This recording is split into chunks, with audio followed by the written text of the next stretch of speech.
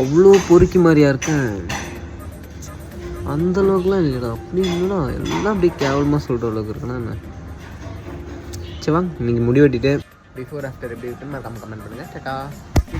இந்த முடிக்கு என்னடா குறைச்சல், அவ்வளோ கேவலமாக வாடாரு. அப்படி எல்லாரையும் நான் அசிங்கமாக திட்டி நானும் என் ஃப்ரெண்டும் அண்ணன் கடைக்கு முடி வெட்டுறதுக்காக வந்துட்டோம். ஸோ அண்ணன் நான் வந்து முடி வெட்ட போகிறாரு நமக்கு.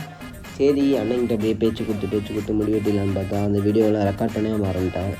சரி எப்படியோ முடி வெட்டிட்டு போகுதுன்னு சொல்லிட்டு முடி வெட்டி முடிச்சுட்டு கடைசியில் முடியை பார்த்தா முடி இப்படி தான் இருந்தது. ஸோ அதுவே எனக்கு பயங்கர சிரிப்பாக இருந்தது. என்னடா முடி இப்படி ஆயிடுச்சுன்னு சொல்லிட்டு. இது கூட பரவாயில்ல, எங்கள் அம்மா ரியாக்ஷன் தான் வாங்கிட்டு கொஞ்சம்மா இதுக்கு மேலாம் எடுக்க முடியாதும்மா. எப்போ நோக்கியாலும் முடி வெட்டியே கொஞ்சம் முன்னாடி எடுக்கணும் பாருங்க.